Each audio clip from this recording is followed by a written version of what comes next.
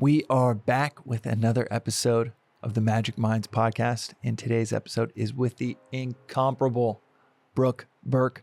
She is model, actress, TV host, author, entrepreneur. She's basically doing it all. And it's such a fun conversation. We just got back.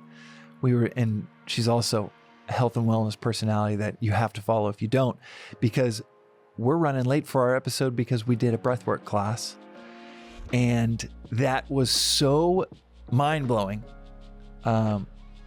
where we both kind of just lost track of time talking about what the experience was like during that breathwork class, that we barely made it to the podcast studio in time to have this conversation. But when I told her, I was like, we have like 10 minutes to do the conversation. She said, and this is so cool. She was like, no, well, let's do it anyhow. Let's do it. Even if it's 10 minutes. 99 out of 100 people would have been like, oh, well, let's do it later. Oh, that's not enough time. And luckily we ended up getting, 35, 40 minutes together because she was so just go with the flow. Let's do it anyhow. And we even talk about that in her career and how that's always been a superpower of hers, especially in the early days of filming Wild on E, where traveling around the world with a cameraman and just having to go with the flow so much of the time. It's one of those times in life where you say, all right, let's do it. And this probably, I don't think will work out, but we're going to do it anyhow. And then ended up becoming one of my favorite conversations we've had on the podcast. So without further delay, let's get into it with Brooke Burke on the Magic Minds podcast.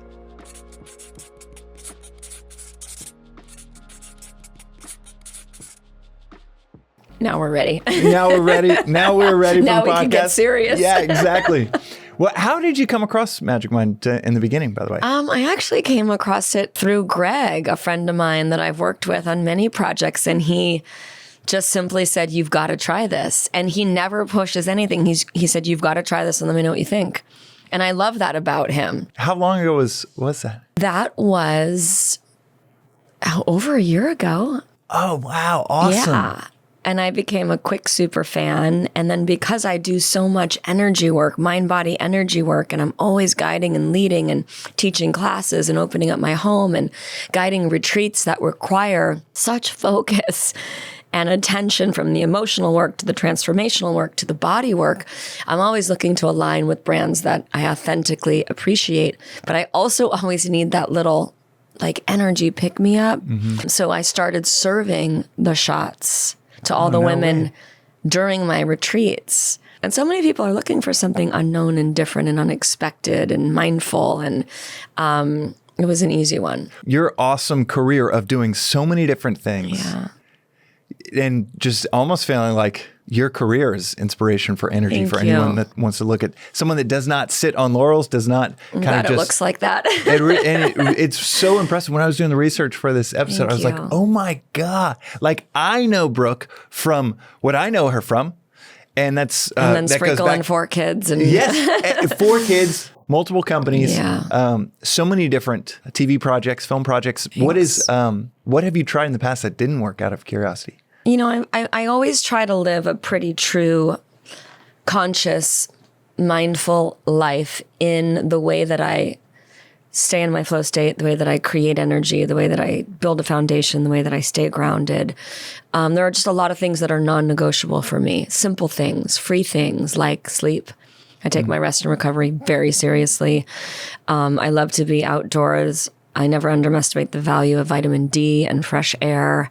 I know how to create energy in my body through movement, even on days when I'm fatigued and I don't have it in me, through exercise. I'm a big believer in that. It's not vanity. You know, some of it is the outer layer, but it's really lowering my stress levels, creating energy, helping me be a better mom, a better partner, a better human being, more focused, all of the things that are in line with this brand as well. I drink coffee every day. It's a ritual for me, though. I love my coffee. I won't stray from that. Not because I'm addicted to the caffeine and it's a habit. It's a ritual and I enjoy it. So I enjoy the grind. I enjoy the fragrance. I enjoy frothing my milk. It's part of my morning ritual. And there's lots of things that I do. Like I stay hydrated. I drink lemon water. I love to cook. Like, I love to prepare my food with flavor and spice and protein and love and like all of the things that are the nucleus of my family. And I'm committed to that because I grind so hard and I have so many things to do. Have you always been this health conscious, or was there an event or anything during I didn't grow up career? in a health conscious family. In fact, I come from a family of obesity and addiction. And I think that scared me and showed me what I didn't want and scared me. I'll say that again, which was a positive thing for me because I don't believe that we have to inherit all of the habits of our family and all of those genes necessarily. That's a whole nother conversation. But I didn't grow up in a family that was super educated when it comes to nutrition and movement and mind, body, energy, and all the modalities that I incorporate in my life right now. But I started out in the industry and I started out modeling and I had to work really hard because I come from a family of obesity. We ate like steak, meat, potatoes, salad, meat, potatoes, pork chops, meat, potato. Like it was really simple. You want to hear a stat I heard 2 days ago is the average American eats 0.25% of the available food in the world.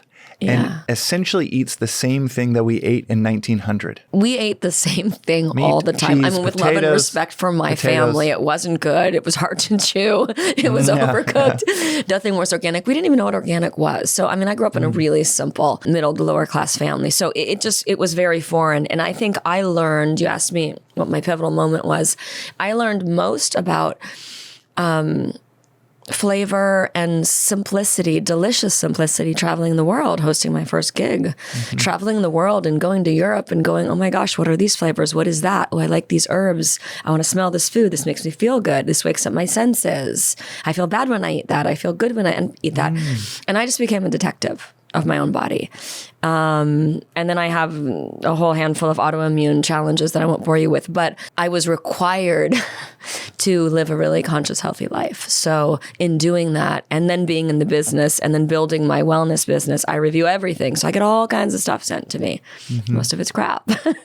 Most of it's crap. But I like to explore and experiment. And so I look at everything and I read ingredients and I'm raising a family and I'm doing the best I can to like pack my house with things that are meaningful, from products to things we listen to and watch and just all of it. I'm just doing the best I can. I mean, you're a dad, you know. No, I know. And it's a whole nother level of responsibility when you know, the decisions I'm making are going to have the downstream effect with a 6-year-old that's watching. And they're not always listening and they are not always on my path, and that's okay too. So that's the whole other side of being a parent, is raising them to be who they're supposed to be and respecting their journey and sprinkling in little bits and pieces of mine and hoping that it sticks and leading by example, but also letting everybody be and finding freedom and finding fun in that freedom. And so it's been a long road, but I actually, in my 50s now, I feel stronger. I feel healthier.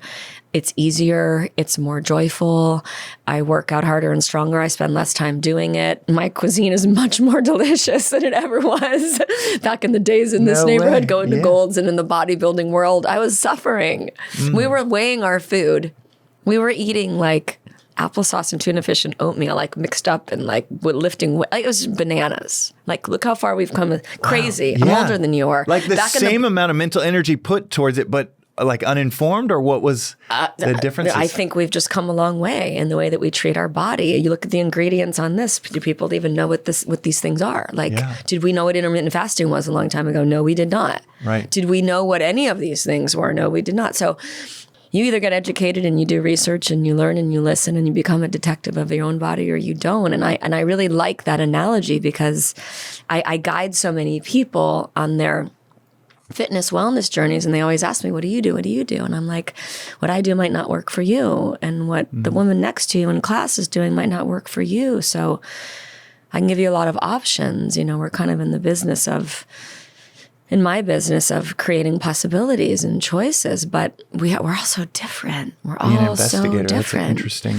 Yeah, I mean, we have to take control and be empowered by the possibilities of taking care of this beautiful vessel, right? This one body that we have to live in. And it's complicated.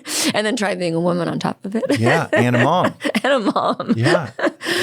So I can only imagine. but I'm always learning. I'm a little bit of a geek. Like I'm into biohacking. I'm always learning. What's something You should see my garage, like 6 months, machines. 3 months that you're like, wow, this is real. I mean, and for a while I had the CVAC in my garage that looked like a spaceship where I was exploring, experimenting with altitude and pressure and mitochondria. Like all I could geek out on you so hard. Did that? Yeah, it worked. Did it pan out? Yeah. You know, I do so much that sometimes it's like what's working and what's not. right. But I mean, from infrared pads to I have the latest thing I just got actually from my friends at Danger Coffee. It's really odd. My fiance's like, "What are you doing? And are you bringing that into bed?" It's like a blanket. I mean, there's so much woohoo hocus pocus stuff out there, but it's like a blanket with charcoal threads and stuff that's supposed to affect the EMFs. I mean, I don't know. You know, I do believe that there's something within negative ions that we're like scratching the surface on in 5 years. People are going to be like, oh yeah, that's obvious. I have weird stuff. I have like this credit card in my purse that's like wards off all the EMFs. Look, I don't know.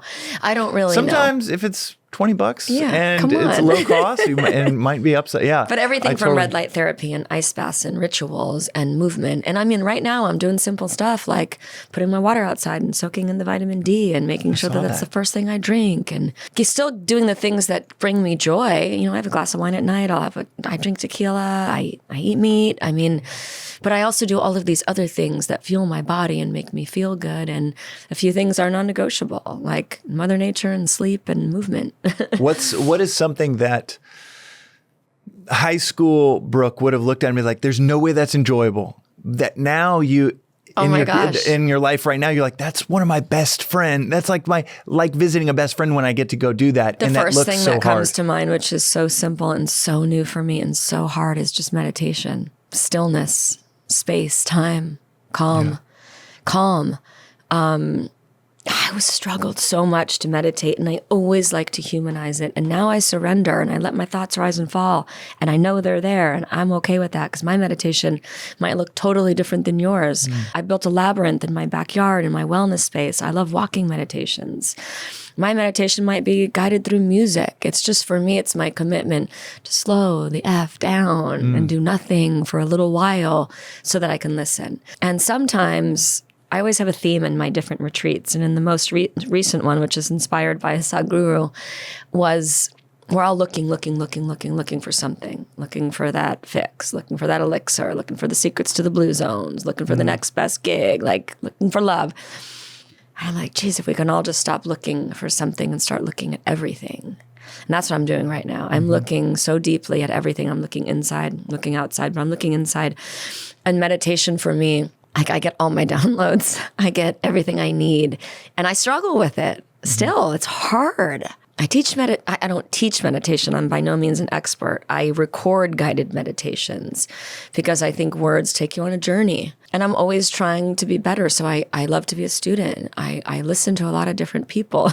I was laughing because a Buddhist friend of mine is like, why are you trying to do so much in your meditation? I'm like, oh my God, I just figured out how to do this. I'm just always learning. Well, as the Buddhists say, every step is a step towards enlightenment. So you doing it your way is a beautiful thing. Yeah, I think we have freedom to do that. And I think that's actually such a welcome diversion from so many people in the health and wellness space being like, you got to do this. Yeah. No, you have to do that. Oh, and if you're not doing this, you might as well, get life insurance. Like, it's so prescriptive. You're right. And everybody thinks different. they know. And we're all so different. In my way, I'd love to show you my way, but my way, then tweak it and make it your way. And then my way becomes part of yours. So I think that's why I love working with so many different types of people and sharing that space. I mean, even you and I are talking about maybe co-teaching or collaborating, and we're both breathwork facilitators.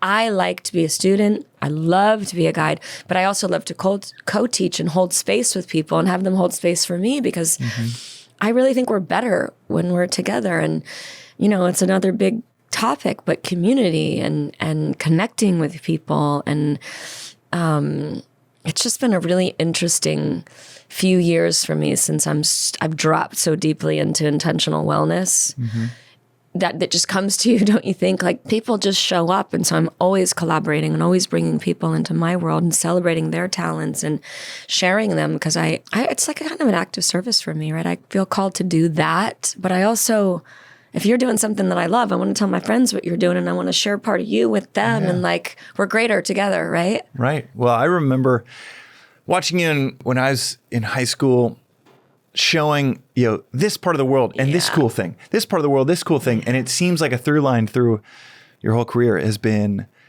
I found something cool. Now, how do I tell everybody about it? Because I don't just want this. Or what is the coolest thing over there so that I can tell other, it seems to be from that to every entrepreneurial venture to like even the baby wraps being like everybody should find out about this, should be using this. I was the same way. I was like, I had my hands back. I mean, I traveled the world, did 40 countries with my first baby when no one was having kids. My producers were like, what? I'm like, we are carrying on. That's what I'm saying. It's been like a through today, line look what to your happened whole. Today. There was a million things that stood in our way to recording this podcast. We're like, let's just pivot. Like we're fine. But I mean, always it's like, I don't think there are any ordinary moments, and things come along for reasons. And I'm giggling about the rap because that was a life-saving time for me. And going back to Wild On seems so long ago. That was reality. So funny because I will say from you can't have the perspective that someone else has, obviously, but I'll tell you from an outside perspective, I feel like that was yesterday for me. Really? Oh gosh, that makes me feel good because it feels so long ago. But it was reality before reality. And that was the adventure of my life because it was so guerrilla and so ghetto back then. It was like me and a producer and a sound man. And we just made it. We literally, what we did today, we literally would arrive, throw away our preconceived idea, and hook up with some locals, and we just made it up as we went along and had a zest for life. It was so flawless. And a love for travel. We had such passion for adventure and travel that it just brought to life this completely unexpected and unplanned series. And to this date, it's still one of the greatest gigs of my career. It always takes me back to a special place in time, and I've done all kinds of crazy things, but I just love it. I love it all. And it seems like you've been able to do it almost the same thing, but with experiences that don't require boarding passes and passports of like, hey, there's this that I discovered. I want to tell you about it. Or I tried these 17 things and like, none of them are really worth telling you about, but I'm going to tell you about these 3. It's a very, I'm sure it's come up in personality tests that it just is a wiring with you of being like, oh, if I found something cool, now I cannot wait to tell anyone that's I wish more people were like that.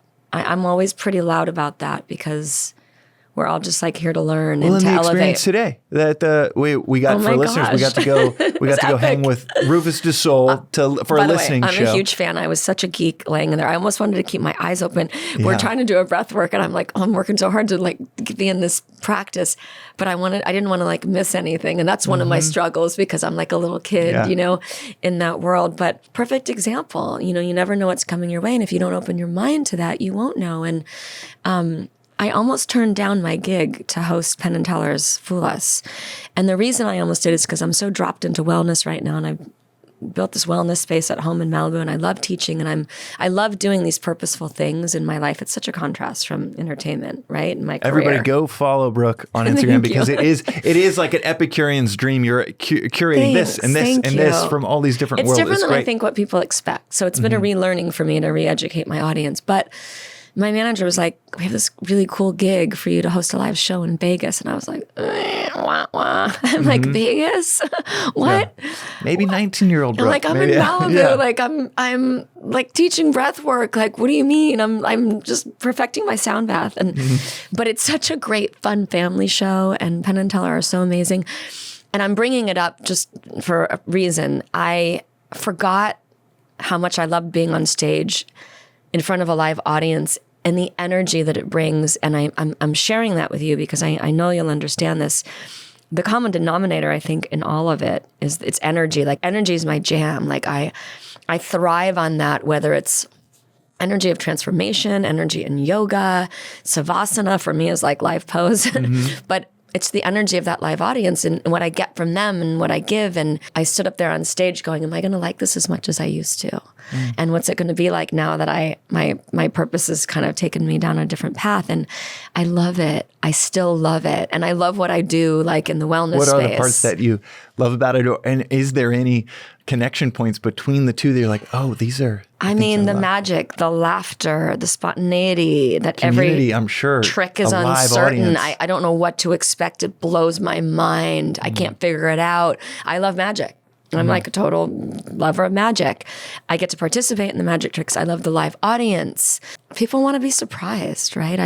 I connect all of those dots to the way that I want to live my life. Sounds corny, but it's true. It is interesting that it's went from curating an Epicurean approach to all of the things that make us feel beautiful and amazing in and out, to then magic, because Magic Mind being called Magic Mind, which I love. I It's part of the just reason told why I you a love few it. minutes ago. I know. I started in magic at 6 years old with magic. I literally had a magic teacher that would come over to my house when I was 6, that I asked my parents at the local magic shop. I said, do you give lessons? And then I asked my dad, could we have him, instead of piano lessons like my brothers and sister, can I do this?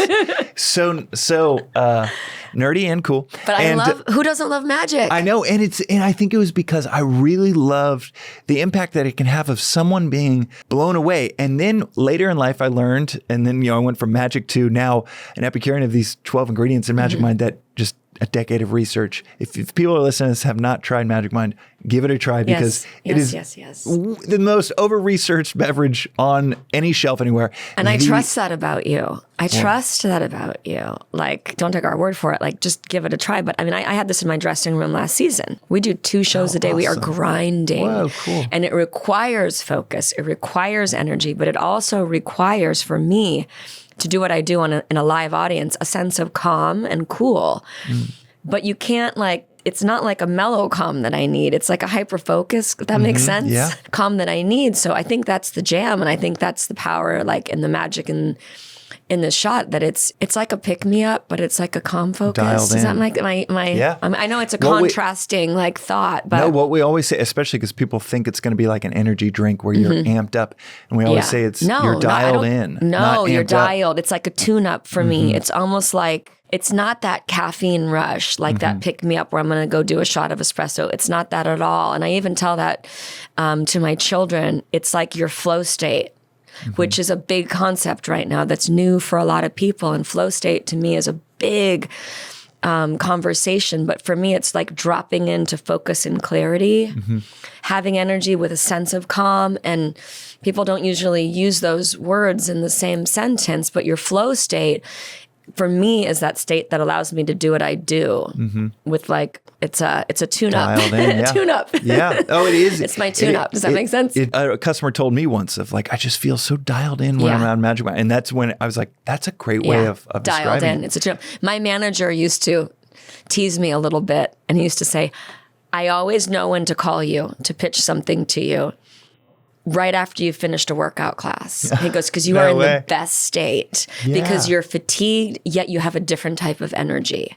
You're clear because you've got dopamine, endorphins, and oxytocin, and you've got all these, like, amazing feelings and hormones naturally running through your veins. And so that's what he would call me. And I'm like, I never really thought about that, but it's like, puts you in that good mood because you're dialed. Yeah. That's a smart manager. I guess that's how I see it. Yeah, that's a genius move by that manager. And it's magical too. It's magical. And the magic. So what I was going to say is magic. The word magic. I found this out maybe like a month ago. Someone said that the root of the word magic is magi, which means the knower. So I think maybe what has entranced you and I around magic, or around finding out about a cold plunge, finding out about red light therapy, finding out about any number of the different ashwagandha, bacopa monnieri, finding out about these things, lemon water in the beginning of the day, finding out about these things. We're entranced by the other knowers, right, that find out about it and tell us, entranced by certainly someone on stage. Magi. Yeah, the Magi was 2,000, 3,000, 4,000 years ago. So it's the knowing of the magic, the knower. I love that. So we're entranced by someone on stage that knows something we don't. Yes. And maybe that's why you and I love being like, wow, when I know something, I want everybody to know it too. And I also want to know what I don't know. Like, I want that information. Like, if you're doing something that's you found your feel good, I'm like, I want to know about that. And then I want to try that, because we're all looking for that, right? Yeah. But it's very simple. I think we're looking for this big thing, right? And we go back to basics. But that's beautiful. I love that. I'm going to tell the boys about that. Yeah. After I give them a Magic Mind shot. Yeah. You're going to see us behind the scenes drinking Magic Mind. Oh, that's awesome. Totally. That man, especially Penn and Teller, and everybody watch Fool Us. I think the most iconic and sophisticated. Yeah. They make me want to be a magician. Yeah. How cool is that? Well, you already are, but no, I'm not. I need to get back into it. Let's do it. And this conversation might re-inspire. But Brooke, you rock. Thank you so I know much. because of the really cool breathwork experience we were just doing before this, and we were dropped into that experience that it sadly limited our time right now. But I cannot wait for part 2 of this. Thank you. I want to come back because we have so much to talk about. I know. And you were so cool to be like, no, even if it's 10 minutes, we're doing it. Yeah. Talk about, it makes sense that you were the host of Wild On because you were like, no, let's do it. And by the way, we can get it done. Like, you got to be able to pivot in life. Things are going to come your way. Like, what? No, we were doing this. And by the way, we say we're going to do it, we're doing it. Yeah. So it's no surprise that you have had so much success in all of these different projects that do require, people think it's like, oh, it's like me watching Wild On. I would have thought like it's the most professionally flawless produced, premeditated trip experience. And behind the scenes, and this is for every listener, behind the scenes of every business, whether it's Magic Mind, whether it's Brooke Burke Body, whether it is anything that you are picking up, a product that you love, could be Apple. And I know from friends that spend decades there, it sometimes requires an insane amount of flexibility, adaptability, insane amount. I'm so glad to hear you say that because I know you're such an expert in all of it. And I think we need to be flexible in life. I mean, there are uncertain moments that create the magical moment. Yeah. I mean, my greatest moments are moments where I was able to surrender and be spontaneous and let them unfold. If I'm controlling everything and I can't expect the unexpected, I mean, how boring would that be, right? So I love that. Yeah, it's a friend was telling me the survival of the fittest does not mean strongest. Darwin's theory actually had nothing to do with strength. Fitness back then meant adaptability. I think the strongest know when to surrender, and I use that line a lot when I'm guiding yoga. For me, just to add on to that, it's that marriage between strength and weakness. For me, when you understand the weak places in your body, you develop strength around them so that you can find that harmony. I don't even like to use the word balance, to be honest. Balance was way too ambitious for me. Harmony is really the way that I learned to sort of dance through all of the chaos. But strength and weakness, masculine, feminine energy, it's power and vulnerability. It's exactly that. I mean, the willingness to be flexible and give up control and surrender. I mean, in surrendering, it's like what we did in breathwork. In surrendering and just being weightless on the ground and doing freaking nothing. Right. The doing of not doing is the hardest freaking thing that I know. The doing of not doing. Yeah, a yoga That's where I figure it all out. A yoga instructor at the place that we were at said when she taught in New York, the hardest pose in New York City is Shavasana.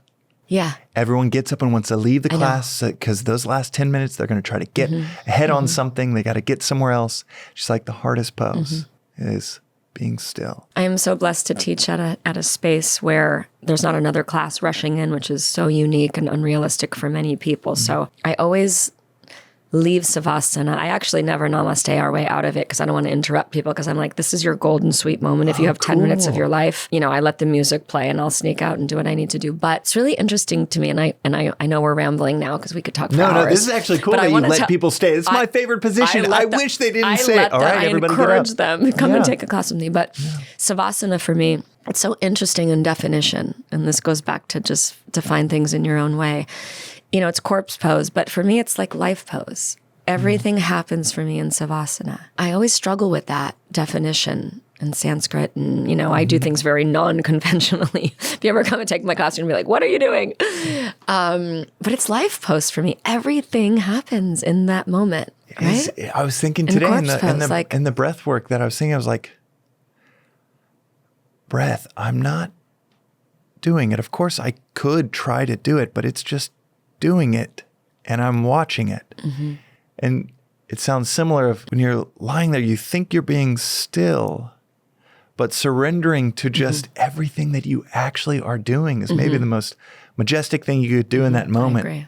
Because so much is happening. you are breathing and yet you aren't breathing. You are still and yet Doing there's so much. 100 million things that you're doing.